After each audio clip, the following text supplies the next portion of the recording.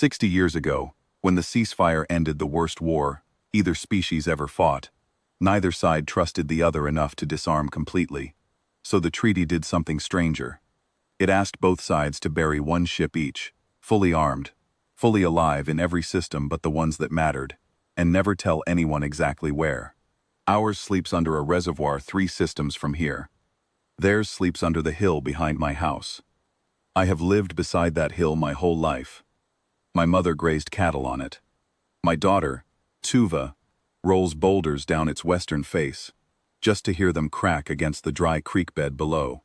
Nobody who wasn't born here would call it anything but a hill. It has grass. It has stone outcrops the wind carved into shapes like teeth. It has absolutely nothing buried under 300 meters of bedrock that could end a war in an afternoon. We didn't think about it. That's the part outsiders never understand.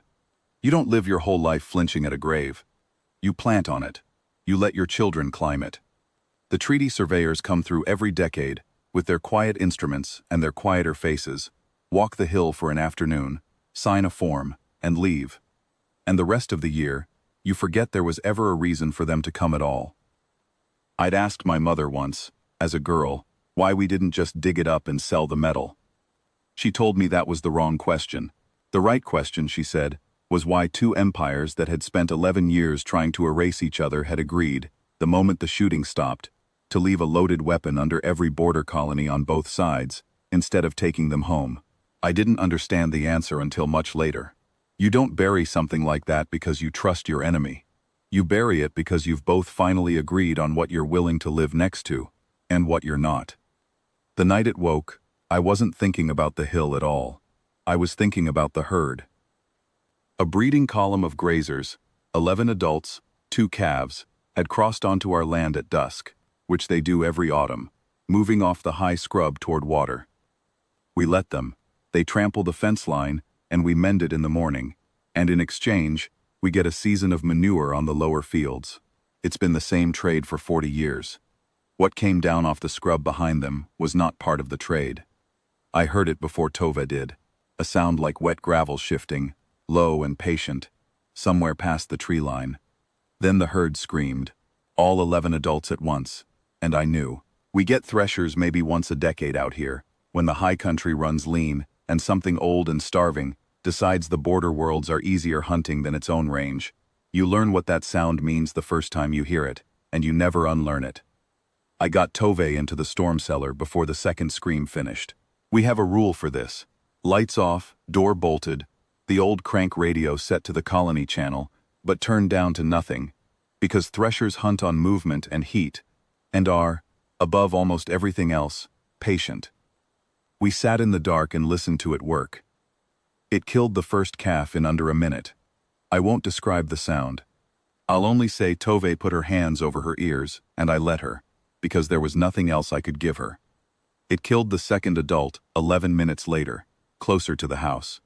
By the third kill, I'd stopped counting minutes and started counting footsteps, the specific, deliberate weight of something the size of a transport truck walking across my own yard like it owned the deed. Somewhere around the 4th kill, the radio under my hand made 1/2 second burst of static, a neighbor maybe, trying the channel before thinking better of it, and I felt Tove go rigid against me, certain the sound had given us away. It hadn't. Threshers don't hunt sound, they hunt warmth and motion, and we had neither to offer it, sitting motionless in a box of cold stone with the generator long since switched off. I made myself remember that fact every time the footsteps slowed near the cellar vents, because slowing wasn't the same as finding, and I needed something true to hold on to besides my daughter's pulse hammering against my arm. By the 5th kill, the last calf, the one I think it had been working toward all along, the footsteps stopped circling the yard and started circling the house itself. I counted 4 full passes around our walls.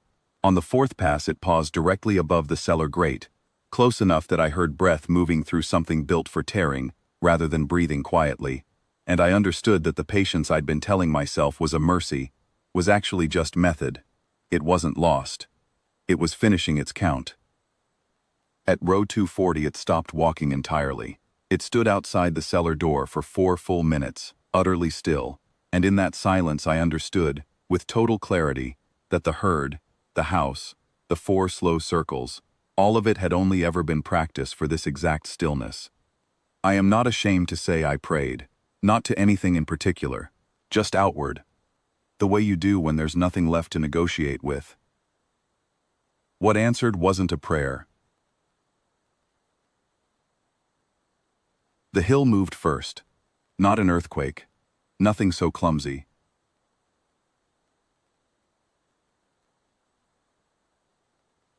A long, even subsidence, like a held breath finally let out, 300 meters of bedrock, settling 4 centimeters, as something beneath it shifted its weight for the first time in 60 years.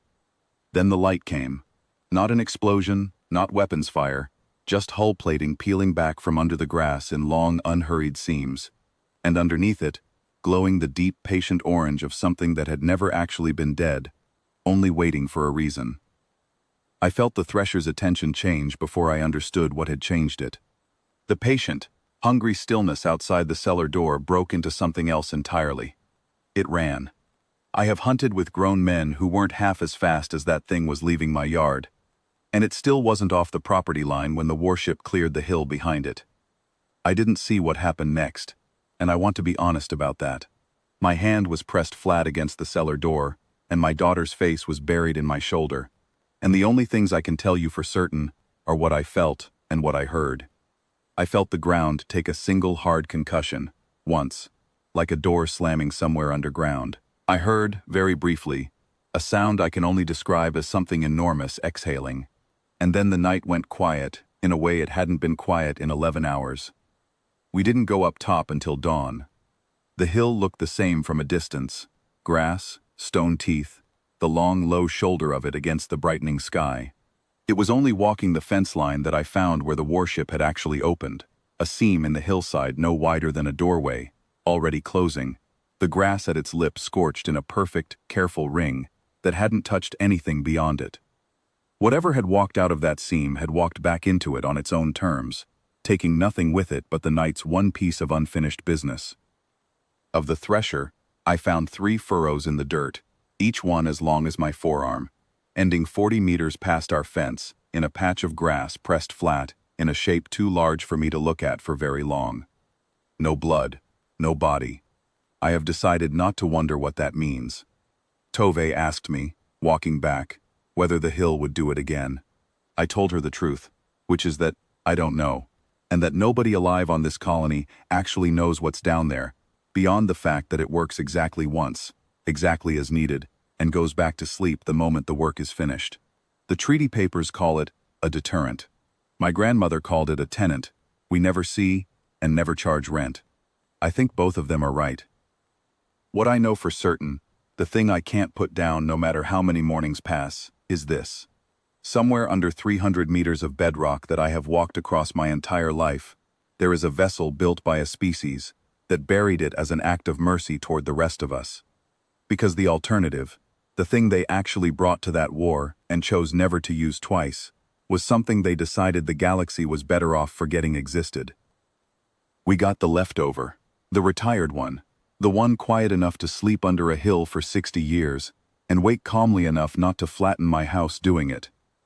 I used to think that made us lucky. Now I think it only means we've never once seen what they kept.